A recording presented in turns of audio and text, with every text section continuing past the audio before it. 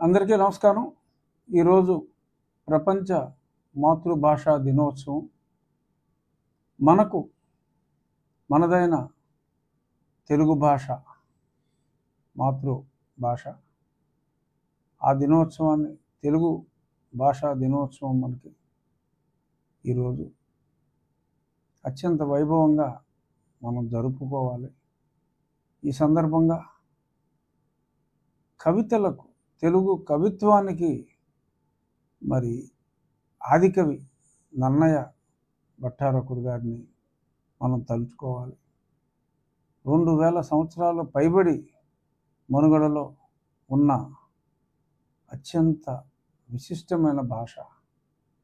శ్రీకృష్ణదేవరాయలు ఆయన మాతృభాష తులు అయినప్పటికీ తెలుగు భాషలోని మాధుర్యాన్ని ఆయన ఆస్వాదించిన తర్వాత దేశ భాషలందు తెలుగు లెస్స అని ఆయన కవుల్లో ఉన్న అష్ట దిగ్గజాలు కూడా అందరూ కూడా అలసాని పెద్దన్న కానీ, నంది తిమ్మన్న కానీ, అందరూ కూడా దుర్జటి కానీ, అందరూ కూడా ప్రఖ్యాతిగాంచిన తెలుగు కవులు, ఎన్నో గ్రంథాలు రచించిన మహానుభావులు. ఆ తర్వాత వ్యావహారిక భాషలో గిడుగు రామ్మూర్తి గారిని మనందరం గుర్తుంచుకోవాలి. ఎందరో మహానుభావులు తెలుగు భాషకి పట్టాభిషేకం చేసి ఈరోజు మరి ప్రపంచంలో సుమారు 15-16 కోట్ల మంది తెలుగు భాషని మాట్లాడుతున్నారు. ఇటాలియన్ ఆఫ్ ద ఈస్ట్ అని ఎందరో అన్నారు. సరే, దురదృష్టం మరి గతంలో కొందరు రాజకీయ నాయకులు మాతృభాషను కాదనుకుని పరభాష నేర్చుకోవాలి, అవసరమే. మన మనుగడలో మరి ప్రపంచమే చిన్నగా మారిపోతున్న రోజుల్లో world is becoming two small day by day. మరి కొన్ని ఇతర భాషలు నేర్చుకోవాల్సిన అవసరం ఉన్నప్పటికీ మాతృభాషను మర్చిపోయి మరి ఇతర భాష వ్యామోహం, పరభాష వ్యామోహం, పరస్త్రీ వ్యామోహం కన్నా కూడా చాలా దారుణమైనది. మరి అటువంటి పరభాష వ్యామోహితుల్ని సరే ప్రస్తుతానికి మనం పక్కన పెట్టగలిగాం. మన భాషని ప్రేమించే వాళ్ళని దగ్గర చేర్చుకున్నాం. తెలుగు భాష గురించి ఎన్టీ రామారావు గారు ఆ రోజుల్లో మరి తెలుగు భాష మనది, నిండుగా వెలుగు భాష మనది, వచ్చిండన్నా వచ్చాడన్నా, అంటే వచ్చిండు అని అన్నా, వచ్చాడు అన్నా, వరాల తెలుగు ఒకటేనన్నా అని మనకు ఈ మధ్యకాలంలో తెలుగు భాషకి ఒక గ్లామర్ అద్దింది స్వర్గీయ నందమూరి తారక రామారావు గారు, మహానుభావుడు. వారిని కూడా ఈ సందర్భంగా స్మరించుకోవాలి. మాతృభాష గురించి మన వెంకయ్యనాయుడు గారు ఎప్పుడూ చెప్తూ ఉంటారు, కళ్ళజోడు లాంటిది పరభాష, కళ్ళు మాతృభాష అని. నెల్సన్ మండేలా గారు ఆయన చెప్పింది, అవతల వాడికి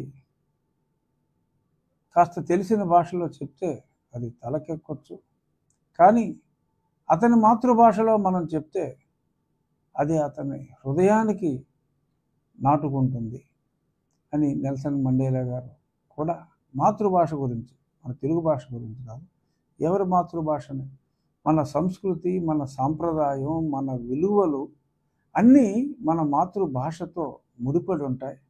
మరి అటువంటి భాషని అగౌరవపరచడం అంటే అంతకంటే అన్యాయం ఉండదు. తమిళనాడులో మీరు చూడండి, స్టాలిన్ గారు, ఎవరైనా అప్పుడు కరుణానిధి గారు కానీ, అవసరమైతే తప్ప అవతల వాడికి ఈ భాష రాదు అనుకుంటేనే వారు నేర్చుకున్నప్పటికీ కూడా ఆ భాషనే జస్ట్ కమ్యూనికేషన్ కోసం వాడతారు తప్ప ఏదో అవసరం లేని చోట ఇంగ్లీష్ మాట్లాడరు. మాతృభాషకి వారిచ్చే విలువ తమిళనాడుని చూసి మనం నేర్చుకోవాలి. మన భాష మనం మాట్లాడటానికి, మన భాష మనం బాగా మాట్లాడటానికి, భాష వచ్చినప్పటికీ కూడా కొంతమంది భాష రానట్టు యాసగా మాట్లాడే ప్రయత్నం చేస్తూ ఉంటారు. ఆ భాష మాట్లాడినప్పుడు మీకు కావాల్సిన స్లాంగ్ మాట్లాడండి. బట్ సాధ్యమైనంత వరకు మన ఎదురుగుండా తెలుగుడు ఉన్నప్పుడు తెలుగులో మాట్లాడుకుందాం, వేరే భాషలో వద్దు. తెలుగు భాష ఔన్నత్యాన్ని మరి కడపకు మరి అప్పుడు అసిస్టెంట్ కలెక్టర్గా ఉన్న బ్రౌన్ దొర మరి నిఘంటువు, తెలుగు భాష నిఘంటువు ఎన్నో గ్రంథాలని ఆయన పరిరక్షించాడు. ఎన్నో అన్నమయ్య గేయాల్ని, చందమామ రావే, జాబిల్లి రావే లాంటి ఎన్నెన్నో గేయాలు, అద్భుతమైన అన్నమయ్య పాటల్ని, వేమన పద్యాల్ని ముఖ్యంగా, ఎందుకంటే కడపకు చెందిన వేమన, కడపకే చెందిన అన్నమయ్య మరి ఎక్కడో తెల్లవాడు వచ్చి ఆ భాషని పరిరక్షణ కోసం అంతా పరితపిస్తే దురదృష్టవశాత్తు అదే కడప జిల్లా నుంచి మన భాషని మనకు కాకుండా చేసే ప్రయత్నాల నుంచి మనల్ని మనం కాపాడుకోగలిగాం. ఏ ప్రభుత్వం అయినా మాతృభాషకి విలువ ఇవ్వాలి. మన భాషను మనం మర్చిపోవద్దు.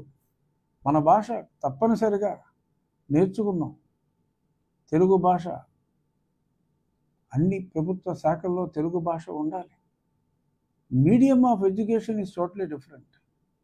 సైన్స్ నువ్వు ఏ భాషలో చదువుకుంటావో వేరు. మన భాష క్షుణ్ణంగా రావాలి, రాయగలగాలి. చదవటం, రాయటం, మాట్లాడటం ఒకటే కాదు, చదవటం, రాయటం కంపల్సరీగా మన మాతృభాష ఉండాలి. గతంలో నేను అప్పటి ప్రభుత్వానికి, ఆ ప్రభుత్వంలో ఎన్నికైన ఎంపీగా గ్యాప్ అనేది ఈ మాతృభాష దగ్గరే మొదలైంది. వెంకటేశ్వర స్వామి భూములే కాకుండా ముఖ్యంగా ఈ మాతృభాష దగ్గరే మొదలైంది. మాతృభాషకి విలువ ఇవ్వటం కోసం నేను ఎటువంటి వారినైనా ఎదిరిస్తాను. మాతృభాషని కాపాడుకోవాలి.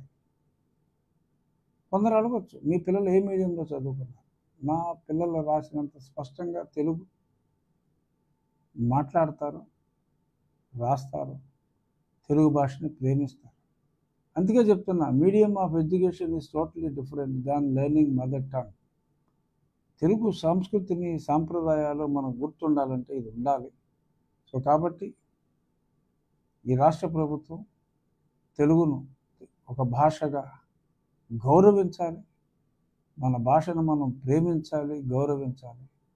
మన భాషా ప్రముఖుల్ని, ఎటువంటి పద్యాలు మన భాషలో ఉన్నాయి. తిరుపతి వెంకట కవులు ఎటువంటి పద్యాలు రాశారు.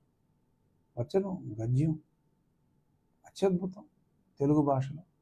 సో మరొక్కసారి తెలుగు భాషా ప్రేమికులందరికీ ఈ సందర్భంగా నా హృదయపూర్వక అభినందనలు తెలియజేస్తూ, తెలుగు భాషని సుసంపన్నం చేయటానికి నడుం కట్టిన అలనాటి ఎన్టీఆర్ గారికి, ఈనాటి వెంకయ్యనాయుడు గారికి, ఇంకెందరో భాషా ప్రేమికులు అందరికీ, మన NV Ramana garu, former justice, chief justice of India, వారు కూడా తెలుగు భాష గురించి ఎంతో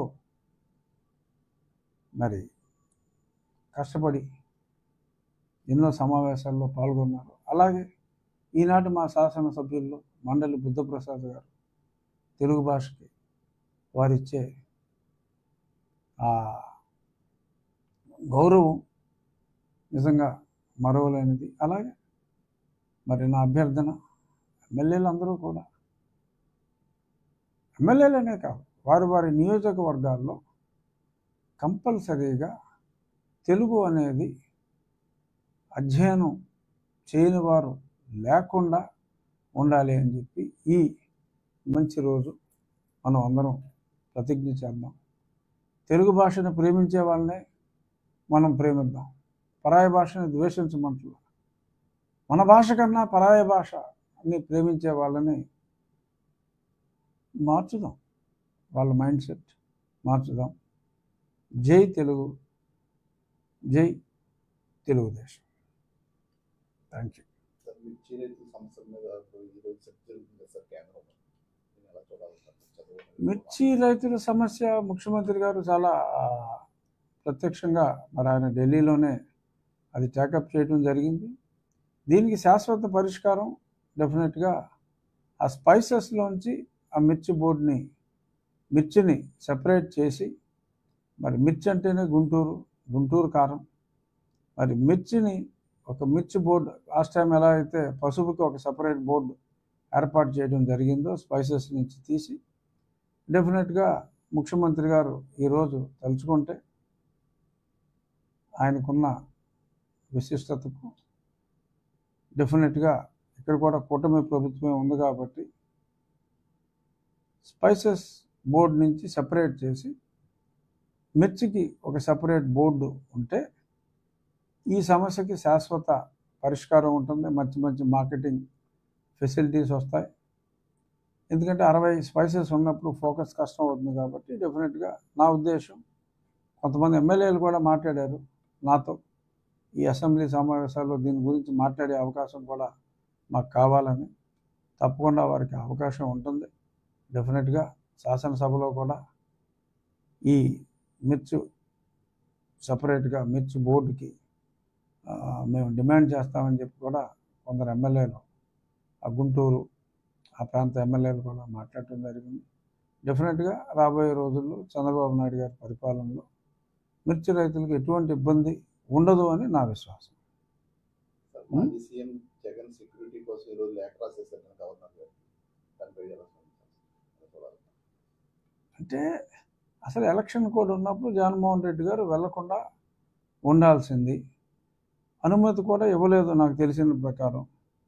అనుమతి లేని చోటకి మరి వెళ్ళినప్పుడు ఆయనకున్న పర్సనల్ సెక్యూరిటీ ఆయనకున్నారు. మిర్చి యార్డ్లో సెక్యూరిటీ పెట్టలేదనేది అభియోగం. ఆయన మిర్చి యార్డ్కే వెళ్ళకూడదు అనుకున్నప్పుడు మిర్చి యార్డ్లో సెక్యూరిటీ ఎందుకు పెడతారు? ఈయనకే లెక్కలేనంతమంది సెక్యూరిటీ ఉన్నారు ఆల్రెడీ. ఆయనకున్న సెక్యూరిటీయే ఎక్కువ. సో కాబట్టి ఇంకా సెక్యూరిటీ ఇవ్వలేదు అని బాధపడటం అర్ధరహితం. ఎందుకంటే వాళ్ళ తెలుగు భాష మాతృభాష దినోత్సవం కాబట్టి ఎక్కడ పరభాష పదాలు రాకుండా చూసుకుంటున్నాను. వారి ప్రతిపాదన, గవర్నర్ గారికి వారు ఇచ్చిన ప్రతిపాదన అర్ధరహితము అంటే అర్థము లేనిది అని, రహితము అంటే లేనిది అని, అర్థము లేని ప్రతిపాదన ఒకటి గవర్నర్ గారికి ఇచ్చారు. ఇంట్లో కూర్చోవలసి వచ్చినప్పుడు పబ్లిక్లో తిరగకుండా కూర్చోవాలి. ఆయన సెక్యూరిటీ ఆయనకు ఉంది కాబట్టి దానికి సంతోషించాలి. అలవి కాని చోట అధికులం మనరాదు అని ఒక తెలుగు సామెతని మరి ఆ డిమాండ్ చేసిన ఆ వ్యక్తులు గుర్తుంచుకోవాలి. ఒక శాసనసభ్యుడిగా జగన్మోహన్ రెడ్డి గారిని నేను గౌరవిస్తాను. కానీ మరి ఆయన ఎలక్షన్ కోడ్ ఉన్నప్పుడు అక్కడికి వెళ్ళటానికి వీలు లేదు, పర్మిషన్ ఇవ్వనప్పుడు ఆయన చట్టాన్ని గౌరవిస్తారని పోలీసులు భావిస్తారు తప్ప ఆయన ఇలా చట్టాలను అతిక్రమించి ఎక్కడ పడితే అక్కడికి వెళ్ళిపోతారని, అక్కడికి మళ్ళీ ఈ పోలీసులందరినీ కాపలాకి ఆయన కోసం కాపలాకి పెడతారని, ఆయనకు అంత భయం ఉన్నప్పుడు ప్రజల్లో మమేకం అవటానికి ఆయన వెళ్ళినప్పుడు మళ్ళీ ప్రత్యేకంగా పోలీసు రక్షణ కావాలంటాం, ఆయనకు అంత సొంత రక్షణ ఉన్నప్పుడు కూడా మరి అలా మాట్లాడటం మరి ఏమని చెప్తాం. కొన్ని పదాలు మనం వాడకూడదు. మాజీ ముఖ్యమంత్రి, ఎమ్మెల్యే. సో కాబట్టి ఒక ఎమ్మెల్యేగా ఆయన గౌరవిస్తూ, ఒక మాజీ ముఖ్యమంత్రిగా కూడా ఎన్ని తప్పులు చేసినప్పటికీ ప్రజలు శిక్ష విధించేశారు కాబట్టి మాజీ ముఖ్యమంత్రిగా ఇటువంటి అసందర్భమైన అర్థం పర్థం లేని డిమాండ్లు భవిష్యత్తులో వారు చెయ్యరు అని విశ్వసిస్తూ ఇంతటితో ముగిద్దాం. Thank you.